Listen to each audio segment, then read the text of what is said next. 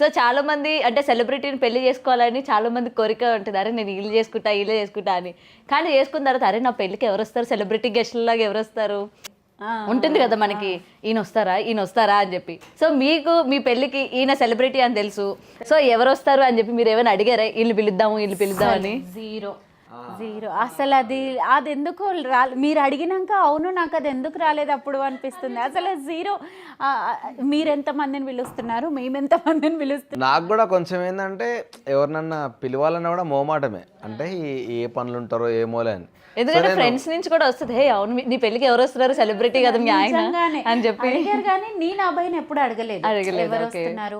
Generally mummy వాళ్ళు మాట్లాడుకున్నప్పుడు మీ side ఎంతమంది మా సైడ్ ఎంతమంది, కానీ స్పెసిఫిక్ గా ఎవరు అన్న డిస్కషన్ రాలేదా? అబ్బా నేను కానీ చేసుకుని ఉంటే నాకు నందమూరి బాలకృష్ణ, మెగాస్టార్ చిరంజీవి గారు అందరిని పిలచండి అని చెప్పేదాన్ని తెలుసా. అయ్యో మీకు ఐడియానే రాలేదైతే.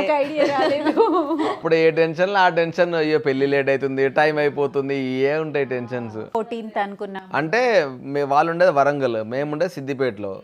సో అందరు రావడానికి మధ్యలో స్పేస్ కావాలని మేము షామీర్పేట అలంకృత రిసార్ట్లో పెట్టుకున్నాం పెళ్ళి.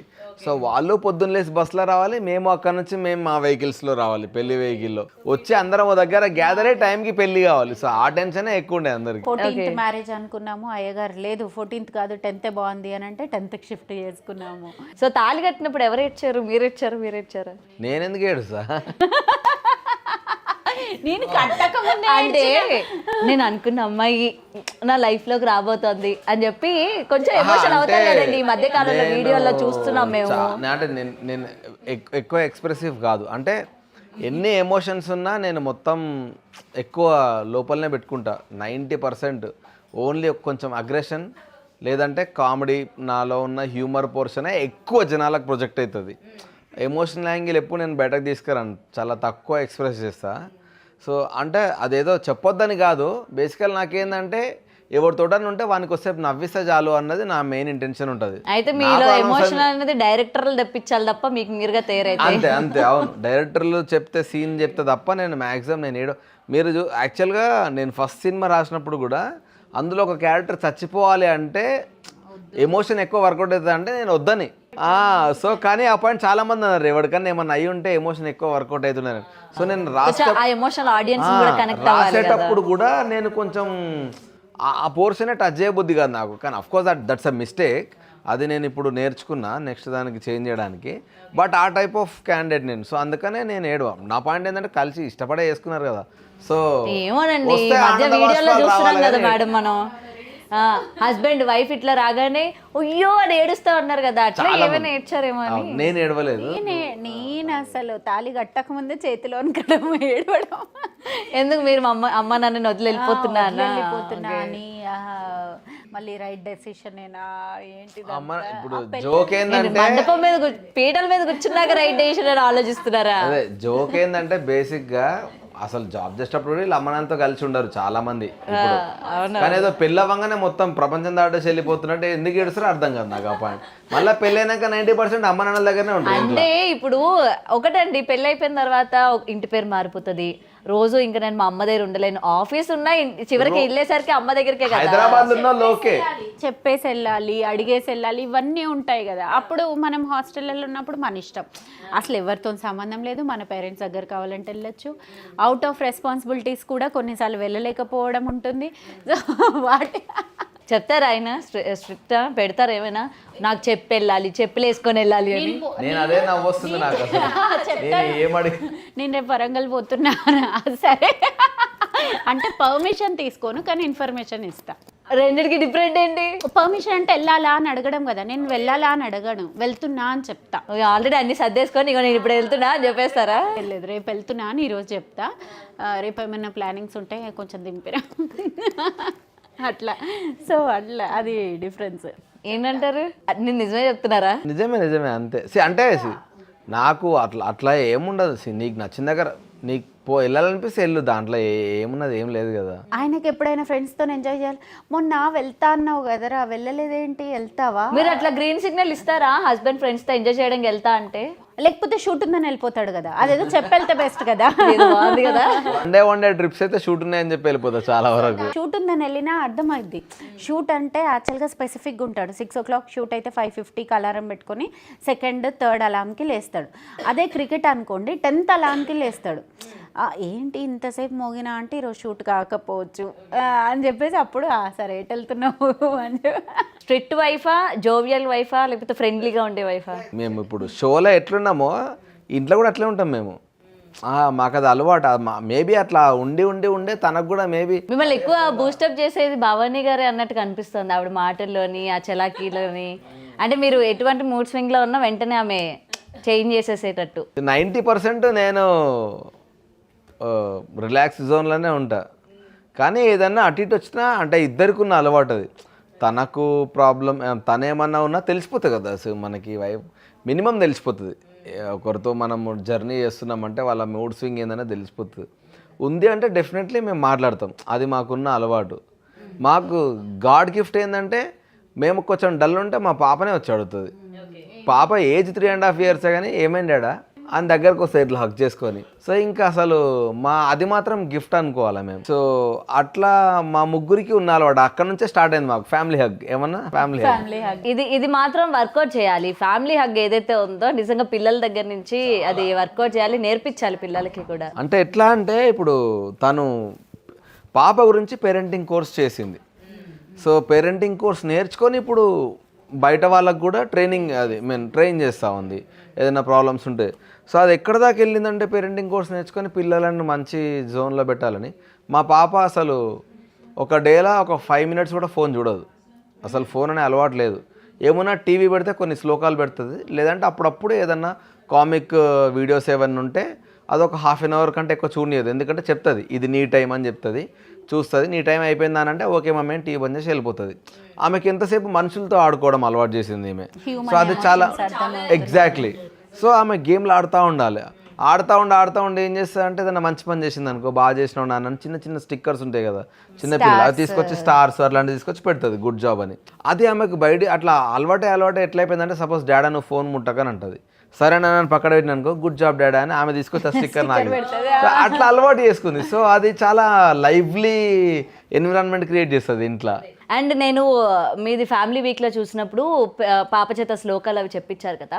మీరు ఒక పేరెంటింగ్ కోచ్ అన్నప్పుడు నాకు మీలో ఫస్ట్ నచ్చింది నాకు అదే అనమాట. ఎందుకంటే రీసెంట్గా తల్లిదండ్రులు పాపం వాళ్ళ యొక్క బిజీ షెడ్యూల్లో ఉండి పిల్లలు మనల్ని ఇబ్బంది పెట్టకూడదు అని చెప్పి ఫోన్లు ఇచ్చేస్తూ ఉన్నారు, లేదంటే టీవీలో ఏదో ఆన్ చేసి పెట్టేస్తూ ఉన్నారు తప్ప ఆ ఫ్యామిలీ టైం అన్నది ఇవ్వట్లేదు పిల్లలకి.